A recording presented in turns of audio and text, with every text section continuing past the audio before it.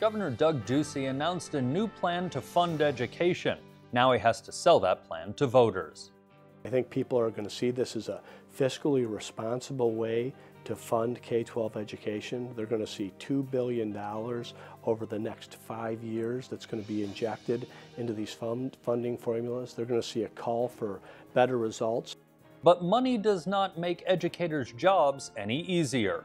The district doesn't say, hey, we've gotten $300 more per student, here you go, Mr. Munger, do with it as you please, because they have to also maintain critical services for other sites. Education funding, what does the future look like? This is Arizona Week.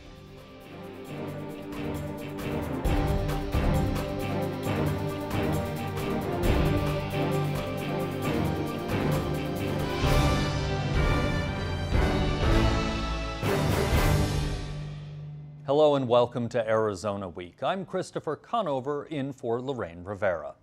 Last week, Governor Doug Ducey announced a plan to ask voters to approve a nearly $2 billion increase in the amount of money education gets from the State Land Trust Fund. We'll sit down with Governor Ducey in a few minutes to talk about that plan, but first we go to Sabino High School in Tucson.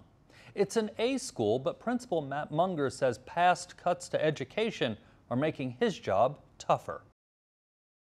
It's getting more and more difficult. We have more demands placed on public education, and at the same time, funding is drying up. We've seen capital funding decrease substantially over the last several years. In fact, in TUSD's case, our capital funding for fiscal year 15-16 is about $2.5 million for the second largest school district in Arizona. And that limits our ability to best serve our students. On a day-to-day basis, Munger tries to keep those cuts from his students, but they do see what's happening. It could mean less books. It means that we can't replace the projectors in the classrooms as often as we like. The bulbs are very expensive to replace. It may mean that, in some cases we have printers that are 10 or 11 years old because there's just not money to replace everything. It could mean that we have desks that need to be replaced that we can't replace, so it hits us in all the areas. Sabino is rated as an A school, the top state grade, and in some ways that increases the pressure. Just because we're an A school doesn't mean we get to sit back and say, great, we're an A school, we've arrived, we're here, now we can sit down and just write it out. It requires more demand. Parents bring their students here expecting A-level education, and that's what we provide. And it doesn't mean that we cut corners. It means that we have to continue to maintain that level of teaching that has resulted in us being an A school. The plan proposed by Ducey would add about $300 per student to school funding, but questions remain how that money will be spent by the legislature. The question to me is, are they going to keep the same funding formula? If they're going to change the funding formula, that very well may mean that $300, great, we get $300, but we're losing $500. If it's the same funding formula, then we're in a different spot. To get the answer to Principal Munger's question, we now turn to Governor Doug Ducey. Governor, how do you guarantee to Principal Munger or anybody else that the money, the $300 per student, will actually be there and there won't be a formula change in the meantime and the money will be more of a replacement, not an addition? It's a good question and it's a fair question.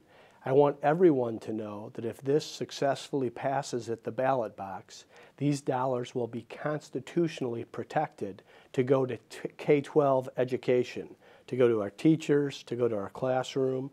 These are new dollars, fresh dollars on behalf of the kids of Arizona.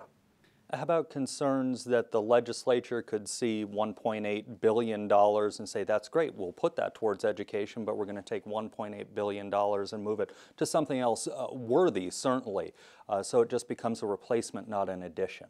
We are going to add these dollars to K-12 education. Now, of course, the governor has to work with the legislature, and I am working with legislative leadership, Senate President Andy Biggs, Speaker of the House David Gowan, but I won't sign any budget that doesn't put these dollars into K-12 education. If this passes, and of course the voters have to approve it, assuming the legislature puts it on the ballot, it won't hit until the 2017 school year. I heard an interview you did earlier this week up here in Phoenix. They referred to our education system as a patient on the table bleeding out. What do we do in the 2 years between now and when the money could hit? I think what's important now is that we focus on this idea. This is a big idea. This is nearly $2 billion in new money, fresh spending for K-12 education. So I don't want to complicate this discussion with what we would do before or what we would do after. I want to put this money into K-12 education. We're going to have to do this at the ballot box. The preferred way is to work with the legislature through a referendum. I really want to make the case that this is a very good use of the state's land trust, which is over $5 billion today, that we take this formula to 10% and take times 4 the amount or the percentage that we're putting into K-12 today. This will provide additional funding. We can have these other discussions once we get this referendum on the ballot. Cynics out there will say the timing of this was interesting. 2 days after the census said we give the least money per student in the country. Talk about the timing and how you came up with this. Well, I think for the last year, I've been all over the state talking about K-12 education. It's the reason I ran for governor, in addition to moving our economy forward. And we've been talking about the reforms that are needed, and we've also been talking about resources. What we're leading with today are resources, and we're prioritizing it. And I've been talking, my past position before I was the chief executive officer of Cold Stone Creamery was as state treasurer. And I often talked about the changed financial position of our state, $2 billion in the operating fund, $454 million in the reserve account, and a record high in the Permanent Land Endowment Trust Fund. This is a responsible use of the trust fund to put dollars into K-12 education. That's why the timing, because we're ready to move this forward, and we're ready to work with superintendents, principals, teachers, everyone in our public K-12 system to improve the results for our kids. You were the treasurer. Financial advisors always say, conventional wisdom, when you're dealing with a trust fund, you never touch the principal, just live off the interest. This touches the principal, though, doesn't it? The principal will continue to grow. It will continue to accumulate interest. I think people need to understand that this is a public endowment. This is a public land trust. This isn't a hedge fund. This isn't something that's managed for the benefit of Wall Street. This is managed for the benefit of Main Street. The whole reason this trust exists is to benefit K-12 education. It's nearly double in value what it was in 2009. In fact, it's more than double. This is a responsible way to put an injection of dollars into our K-12 system to the benefit of our kids, to help our teachers, to help our principals, and we're going to take it to the people, and they're going to have a vote on it. Voters and predicting their actions is difficult at best. We've seen Arizona voters in the past approve the temporary sales tax increase for education, but we've seen voters also vote down overrides in individual districts. How do you sell this to voters? Well, I'm going to lead the charge on this, and I think people are going to see this as a fiscally responsible way to fund K-12 education. They're going to see $2 billion over the next 5 years that's going to be injected into these funding formulas. They're going to see a call for better results, and you do have to take it to the people. You do have to make the case, but I think the fact that we're able to do this without raising taxes, without taking $1 out of our slightly growing economy, is a way that benefits the state, it benefits the business community, and most of all, it benefits the kids of Arizona. Assuming best case scenario that it passes and the 2017 school year begins and we have this money, where do you want to see this money go? Is this money that just goes to the districts and they can spend it how they see fit in their local districts, or do you have some specific ideas how you'd like to see them spend this money? Well, I'm always going to want to see money in the classroom. I'm going to want to see our teachers being rewarded, being retained, and feeling the respect they deserve from our state government. But I know that we've got some great superintendents in this state. We've got some great principals. And every school has different needs, so I want to leave it to those leaders that they'll have the available funds and extra resources to make the decisions they need inside their school. You just mentioned teachers and retaining them. We have a shortage of teachers. a lot of them talk about salary. I know Nevada is giving $5,000 signing bonuses. Are there things like that coming in our pipeline this coming legislative session, which is still a long way away or even further down? Well, Chris, this is $2 billion in additional dollars for K-12. So when superintendents or principals have that issue, I would love to see our teachers be better rewarded than they are today. And of course, we've got to fill these teacher shortages. The other big education dollar issue, of course, is the lawsuit that's out there. The JLBC report said more money coming in than expected. Why not just pay it and move on with that extra money that's now coming in and move on? Why stay in negotiations? Well, I'd love to see settlement on this lawsuit. I've asked the legislature and education leaders to settle the lawsuit, but as governor, I also believe that we should act on what we can. We've been looking at the state's land trust. We think it's a responsible way to move dollars into K-12. We're hopeful for a settlement on that side, but these are new, fresh dollars exclusive of that discussion. You spend a lot of time, as most governors do, talking with the chambers of commerce, private business. A lot of them have become involved in local schools. Is this something, a model that we need to look at more and more, getting local businesses, private dollars into our public schools? Well, I think whenever we can work with the business community, whenever we can use philanthropic concerns, whenever people want to bring resources to our K-12 schools, we've got a lot to be proud of in Arizona. My concern is always when we add resources that we're properly spending them and that we're focusing on results for our kids.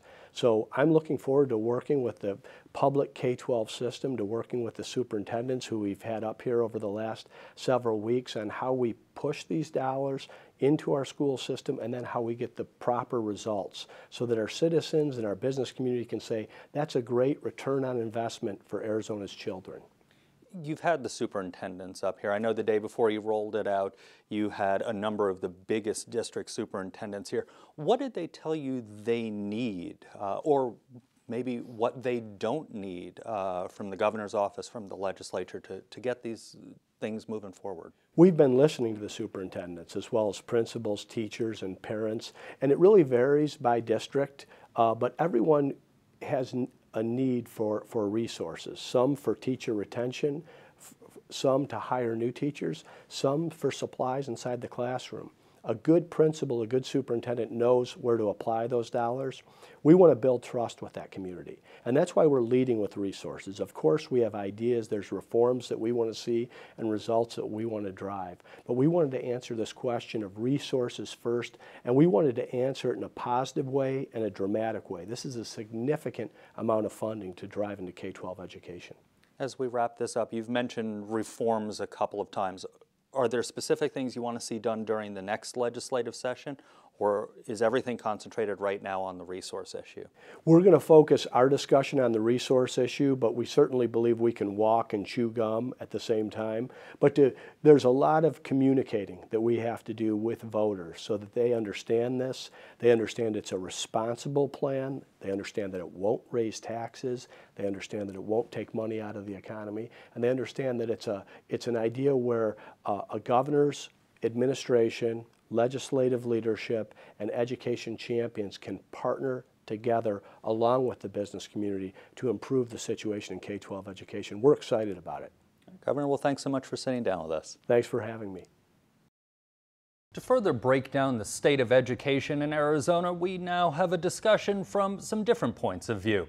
Joining me are Jason Freed, the president of the Tucson Education Association, State Senator Steve Farley, the Assistant Minority Leader, and Fernanda Santos, the New York Times Phoenix Bureau Chief. Everyone, thank you for coming in and giving us some time.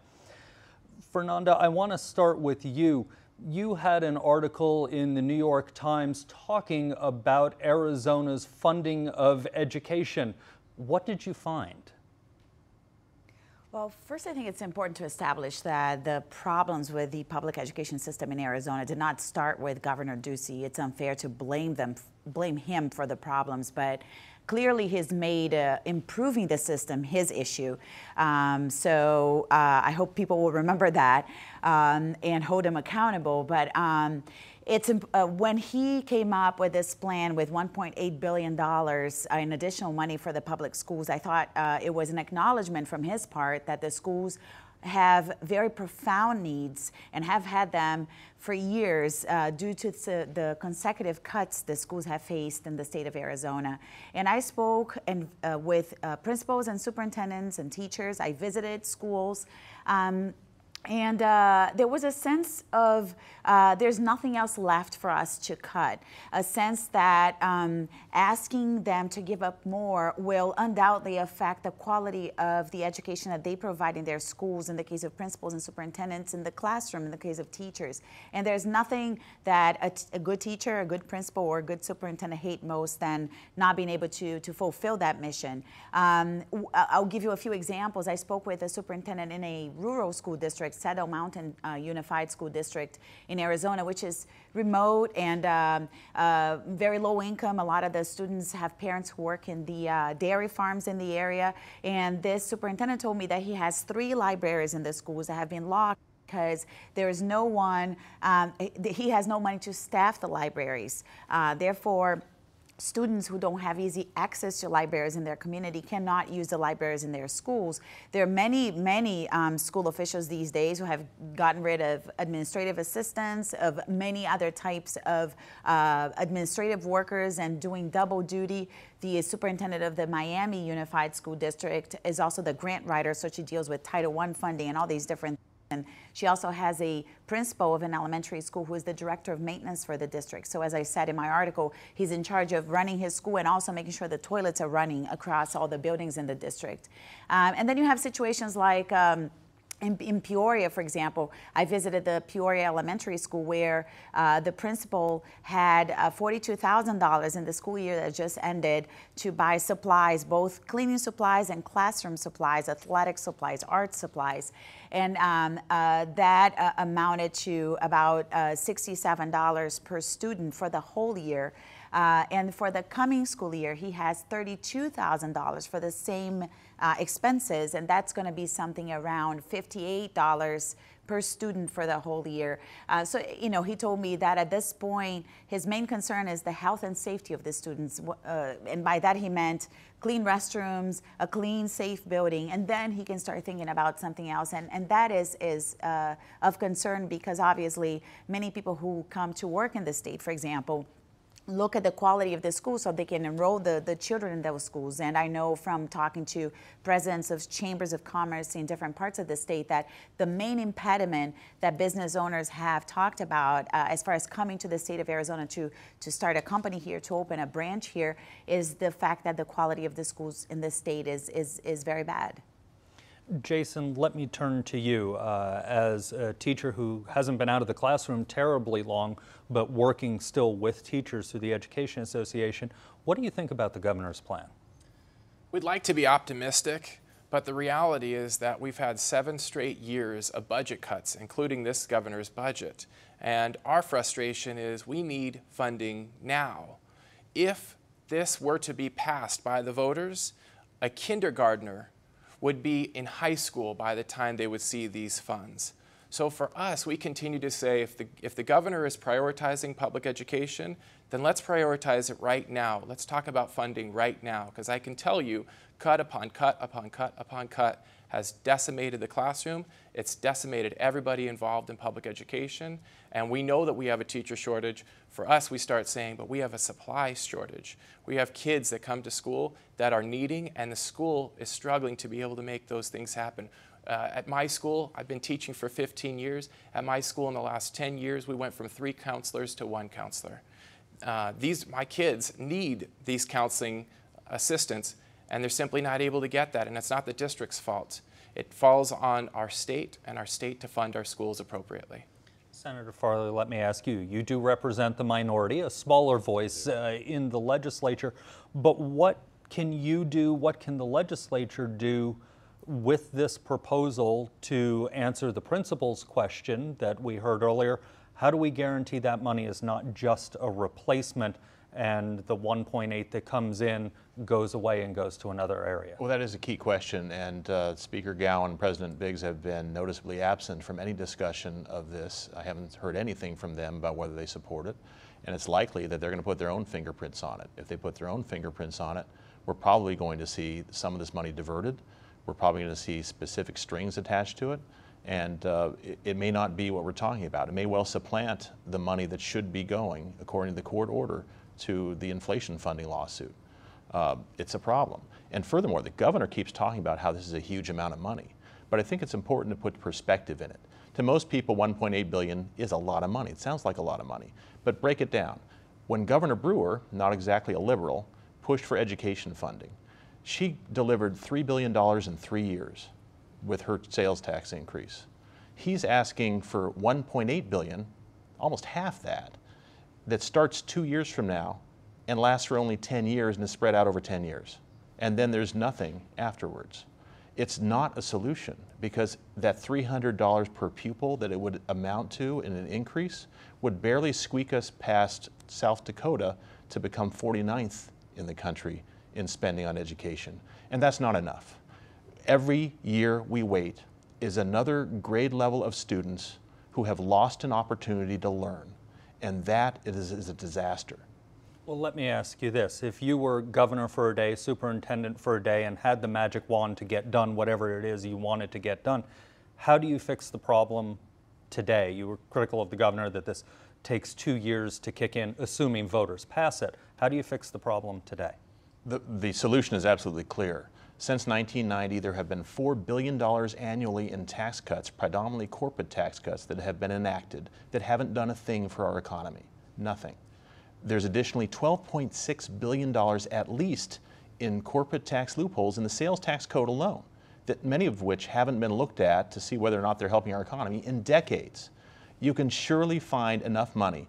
It would take about $2 billion in additional revenues to get us up another $2,000 per pupil.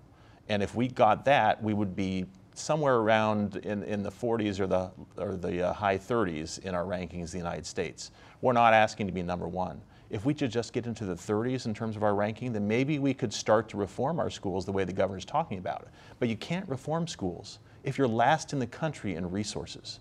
And frankly, I'm tired of it. I've got kids in public school here at TUSD. And I've watched what has happened to their resources, their classrooms, and I've seen those dedicated teachers. That's why my kids are still there, because those dedicated teachers are incredible. But we have to support them. We've got to support them now. We can't wait for 2 years for something that might not even pass and might get changed by the legislature to make sure this money doesn't go to schools. Fernanda, let me turn back to you. People in Arizona may not have been surprised by your article, but people outside of Arizona read the New York Times. Why write an article for the New York Times about the funding in Arizona? Well, exactly for the reasons that Senator Farley just mentioned. The state is at the bottom of several rankings, the most recent one by the U.S. Census Bureau in terms of per pupil funding. It's a state that also has, both with Governor Brewer and now with Governor Ducey, made significant cuts to to income tax rates, personal and corporate tax rates, so diminishing the amount of money that the state collects from the people who live here and do business here.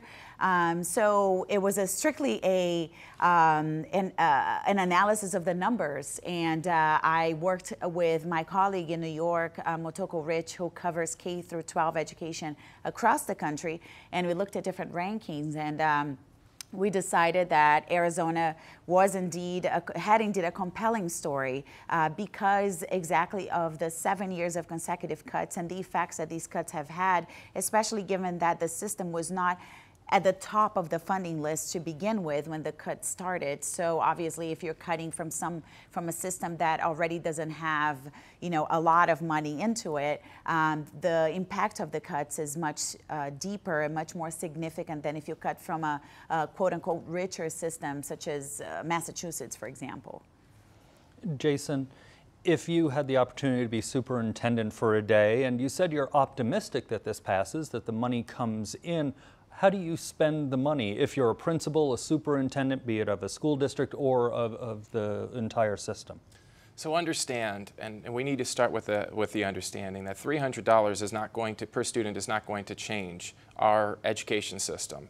What we need to do is we need to radically change our funding structure.